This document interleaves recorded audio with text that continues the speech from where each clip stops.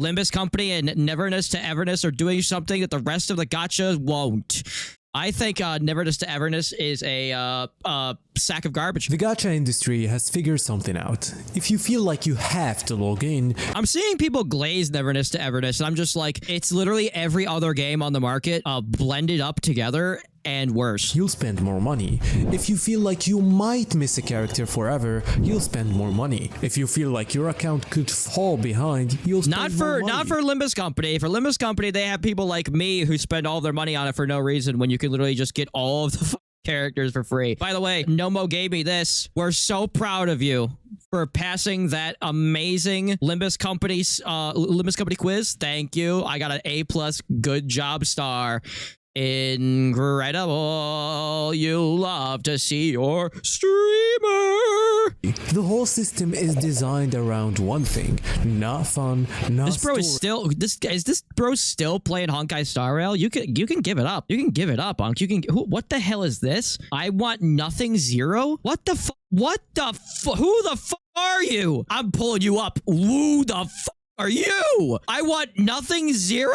Oh, yeah. Yeah, I'm sure you're up to something. Oh, his smug aura mocks me. Oh, you're up to no good. Not community. Fear. And almost every gacha game you've ever played was built on that foundation. Except for two.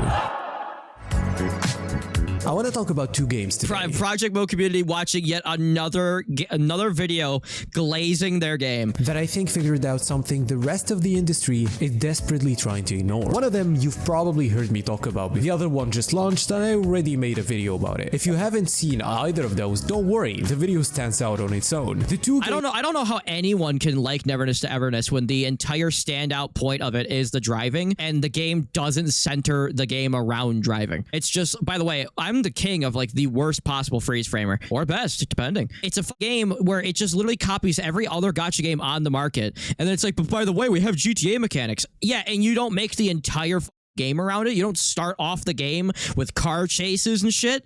Get out of here. Games are Limbus Company and Neverness to Everness. This game is trash. You say anything, I know. They look completely different. They are completely different. One is a dark indie gacha about sinners. Indie gacha? I don't think Project Mode is indie anymore. On a boss. The other is a neon open world RPG where you can... People love saying indie, and they overuse the word. Like, people will call Expedition 33 an indie game. No. Okay, you're an indie game if you have 2 developers and you have like under $500,000, okay?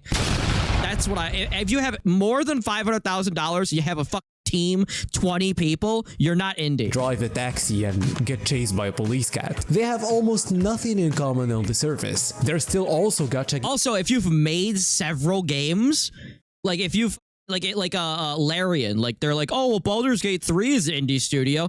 They made like 3 games before Baldur's Gate 3. They're not indie. With some bad things. They're an official studio. But the more I thought about it, the more I realized CLAYMANYO yet again saying anything but what the fucking actual video is about. They're both trying to do the same thing. Something that the rest of the gacha industry... No, Neverness to Everness is not the Warframe gacha that failed. This is the GTA game that it should be failing. Doesn't do. And honestly, something the rest of the industry probably wishes they would stop doing. Because both of these games are proof that the fear-based model isn't the only way to build the gacha. And that proof is dangerous to everyone else in the space. I don't think anybody is afraid of Neverness to Everness, and quite frankly, I don't think they're afraid of Limbus Company either.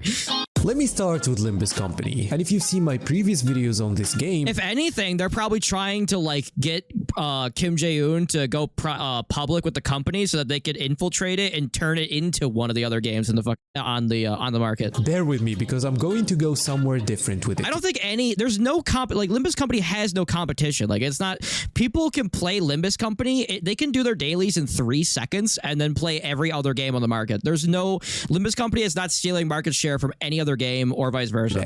I've made 3 videos about Limbus now. All 3 of them I was talking about the game from the outside as someone observing. But today I want to get specific about why it threatens the industry. Not just that it's different, but what exactly it's doing that it's not threatening the industry. The entire industry is making like 16 times the amount of money that or more the money that Zenless company makes. Every other gacha look bad by comparison in a lot of different things. Here's the thing about This is the first video that I've watched on the channel where I completely disagree with everything being said. gacha games. The anniversary is supposed to be a celebration, a thank you. The one moment in the year where the developer looks at their player base and says, we see you, we appreciate you. Genshin Impact's first anniversary gave players the equivalent of about 10 polls, and players were so angry. Are we still talking about 3 polls, 3 years? The review bombed the game. The developer's response was to give out a little more and move on. Nothing structurally changed. But Zenless company's anniversary gave players enough to hit pity on a new character for free. And then they gave us They gave us selectors for every season of the game, like for like every year of the game. For the character that you want from a certain update. Then another selector. Then another selector. Then another selector. You could get like four 3-star characters. And people were like, wait, they're actually doing that? But here's what I think people miss about Zenless. Because the rewards aren't the point. I know I already made a video about that. Project Moon, the studio behind Zenless, is a tiny team. They don't have Hoyo's budget. They don't have I still don't think they're a tiny team. Don't they have like 50 people? That's not tiny. Kuro's marketing. That's an official studio. What they have is a philosophy, and that They have 50 people. They've made 3 games and they have their own restaurant. It's not indie, it's not small. philosophy is, if the game is good enough, people will stay. You don't need to trap them. You don't need this stamina system that punishes you for not logging in. And no power 60 people. They have 60 people. It's an established studio. that makes the I'm sick of people saying, yeah, they have 147 people. They have a budget of $30 trillion. It's a real indie come-up story is what's going on here. last month's character useless. The gacha in Zenless exists to fund the game, not to be the game. And that single distinction is so rare in the industry that when players discover it, they talk about it for months. The one thing that I do like about Zenless company is that when they do release a power crept unit that makes the game trivial, it's only for one team. So like Rien is like made for the sinking team. And like technically you could just use him, I guess, but you can do solo content with them, and like with the new Ryoshi, you can also do solo content with them, but they're made specifically for like certain teams. Whereas when Honkai StarRail releases like Rappa, you literally just put her in every single team because she does a quadrillion damage no matter what. Which is exactly why I have a community of Zenless fans showing up in the comment section every time I mention it, because they found something they actually trust and they want everyone to know about it. Actually, pause. Drop a comment and tell me, what was the moment a gacha game made you feel like it didn't respect your time? Could be any game. And It didn't respect my time? All of them. now Neverness to Everness. NTE is about as different from Zenless as you hate. Don't forget, Clay, after you get Rappa, you have to get the new character so she can still be used. Yeah, you have to get Rappa, the ultimate super break character. And then 5 patches later, you need to get the new ultimate super break character. Zenless is quiet, dark, turn-based. Here's what they share. And this is the thing I couldn't stop thinking about after playing both. Neither game was built around making you feel like you're losing.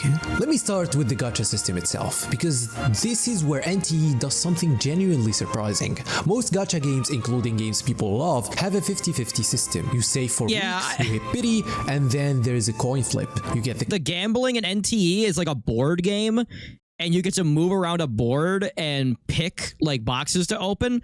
It's still gambling. Or you get a standard character. To me, it's worse. This shit is worse than just straight up gambling. It's like I'm pretending to play a First of all, board games are all about randomness anyway. So it's just like, hey, well, this game is different because it's got the board game and it gives you choice and it's different. NTE removed the 50-50 entirely. When you hit pity, should I invest in NTE? I haven't finished downloading it. No, delete it. You get it's a waste of time. Character, full stop. No. It's there's lollies in the game too. It's trash. No coin flip.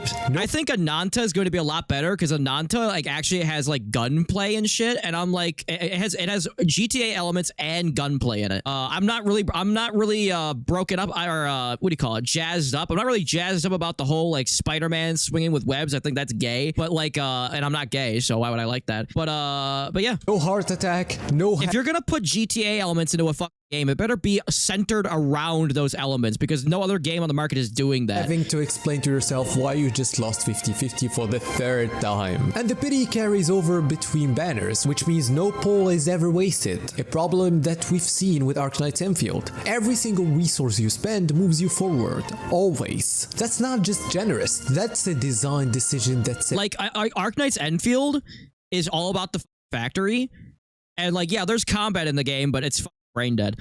So like the game is about the factory. So if you don't like the factory, you probably don't like playing the game because you're gonna have to spend a lot of time doing the factory. But that's what sets it apart from other games. That's why you would play the fucking game. I don't want to fucking play a fucking game that's just like all the other games on the market. Like if I wanted to play NTE, I would just play Zenless Zone Zero. Says we don't want you to feel cheated, ever. And in a genre that has literally built entire revenue models around players feeling cheated enough to spend more to compensate. I also agree with this opinion that we should not sexualize younger people below a certain height. There's a difference between short people and lollies. Okay, I'm starting to see people in comment sections calling like actual like real world women that are just short, calling them lollies. Humanity was a mistake. That is a radical choice, which is something that Wuthering Waves, to give them credit, have done before with the weapon banner. Oh my god, what the fuck is this? They added a motorcycle to the game? And they always get praise for that. But NTE went to the next level. But the gacha system is just the beginning. The thing that actually got me about NTE, and the thing that I think nobody in the broader gaming space is talking about enough, is what it put around the combat. No gacha game has actual good combat. I liked Punishing Gray Raven's combat, but I felt like I'm not autistic enough to actually do it. I don't know how the fuck anyone plays it on mobile. Like you have to hit certain buttons. If you're playing on controller, you have to map your controller weird, but then you have to hit like all of the buttons that correlate to the blue skills to stack the blue skills and the red skills and the yellow skills all in real time. And I was just like, I feel like I'm doing something here, but Jesus. Open world gachas give you a big map and fill it with enemies and quests and waypoints. That's it. The world exists to frame the combat. Hold up, you're not autistic? I never said that. I just said I'm not autistic enough. You move through it, you open a chest to get to the next fight. NTE built a city, a functioning, actual city, and then asked, what if you just lived here? You can drive a customizable car through Hethereau, you can run a cafe, you can take a taxi job and drive NPCs to their destinations and listen to them talk about their lives. You can get chased by a police cat. You can buy an apartment and decorate it. That's all great. Why the f doesn't the game start off with it? The f game starts off with a yap fest showing off a bunch of dumb bullshit you don't even give a fuck about. Oh, hey, did you guys know that we have a purple AI like auto-tune DJ guy? Wow, this is so wacky. We have a blue-haired cat girl that won't shut the f up. And then 2 hours after all of that nonsense yapping and gameplay that's exactly like every other game on the market, then they're like, oh, but there's all these mini games where you can drive and shit. How about you lead with that? A companion on a date and do anything you want. And here's the key detail. The game... I'm not gonna suffer through 4 hours of just the same game but with a different coat of paint just for some new shit to start happening. As a dual stamina system. This is interesting. One for combat and grinding, one for city life activities, which means you never have to choose between playing the game you want to play and playing the game the developers want you to play. Yeah, exactly. Look at all these mini games you could play after 3 hours. You can do both at that's what I think. Same time without burning it out either. That system. So like if Ananta comes out and the game starts off and it just immediately throws the player in like a car chase and you're shooting people and they're blowing up your car and you're going off of jumps and shit, and then it immediately puts you into this is the world and you can start a business and you have to go out and do these mini games, I'd be like, shit, I'm sold. I'm not gonna sit around for if I downloaded the game, I'm sold, okay? I don't need 6 hours of yap to try to sell me into a world. Let me play the game. Is NTE basically saying, we trust you to decide how you want to spend your time here. We're not going to force you into one loop and punish you for wanting something else. And Hethereau itself, the city, exists whether you're interacting with How is this about Limbus Company? I thought this was about mostly about Limbus Company. it or not. NPCs go about their lives, traffic flows, the world breathes. It doesn't pause and wait for you to engage with it. And I've never heard this much hate in his voice. that makes it feel like somewhere real. You haven't heard me when I'm in traffic. By the way, tell me in the comments which one of these you'd rather spend time in. Would you like to be in the bus from Limbus or the city of Hethereau? Because Limbus. honestly, I've been thinking about this since I started making Limbus, because Limbus doesn't have lollies. this video. Although the bus from Limbus might be chaotic, but it's fun.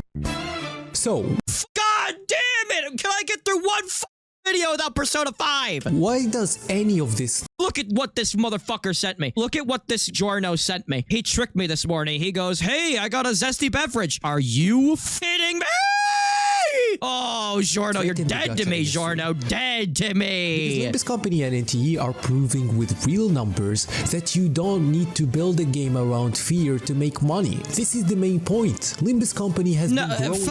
Yeah, let's just build a game around yap and bullshit and make it look exactly like all the other games. That'll, yeah. For 3 years without a traditional fear-based gacha loop. It's just Imagine comparing Limbus Company that's actually ironically, Limbus Company literally stole from every other book that's ever existed in human history, and it's still more original than NTE.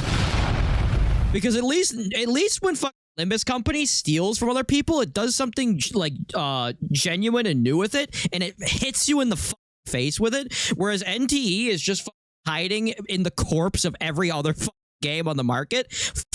NTE just hit a new Steam peak last month. It has a community that I'm the biggest hater. I hate the way that you walk. I hate the way that you talk. actively recruits new players by making them feel welcome instead of overwhelmed. The game funds itself through players who genuinely Game funds itself through Claymantic. support it. When was the last time you've seen a Limbus Company sponsor? The game is just ran by the community, not players who feel trapped into spending. And NTE made $14 million in one day with one of the most player-friendly gacha systems. And the early reviews aren't just saying it's fun, they're specifically calling out the monetization as refreshing. Players are noticing and they're talking about it. And here's the uncomfortable question that I think the industry doesn't want players to sit with. If these two completely different games from two completely different studios in two completely different genres can both succeed without making players feel like they're losing, then why does every gacha still work that way? Because people are retarded. And they throw money at things that they shouldn't. I mean, the answer isn't that they haven't figured it out. Developers aren't stupid. They know what Limbus is doing. The fact that Honkai StarRail came out with global passives to where you had to pull for a character or your entire account would be not as strong as anybody else that had that character. And the fact that Honkai StarRail builds every new patch around the newest character and the newest power creep, and people still gave their money to it. And then at this around the same time, they put out a spending event where you had to spend like $2,000 or something. Like, I don't know if it was 2,000. It was a significant amount of money. And literally the entire event was just spend money until the event is completed and you get all the rewards. It's like, and people will still play the game and they will still love it. They know what NTE is doing. What the fuck is the spending event? It's exactly what it sounds like. It's literally an event where you just put money into the game and then they give you rewards. They've seen the numbers. The answer is simply that fear works better.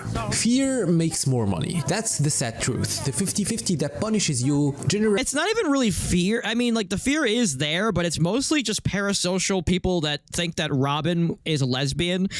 And they want to buy the newest character because they have some kind of weird attachment to the character, and they think that if they don't buy the character, then the character is going to die or something. Creates more revenue. The FOMO keeps more people logging in than a world you'd want to visit anyway. And as long as players keep accepting that, as long as we keep treating the fear-based model as it's only a matter of time before ZZZ ends up like the others. I thought it already did. Didn't they have a huge scandal with HP inflating all their bosses? How gacha That was like 2 years ago. works. Nothing changes. But what That's why I stopped playing ZZZ, because I was just like, all right, well, all I kind of do is just kind of mash buttons for the combat, and the events suck.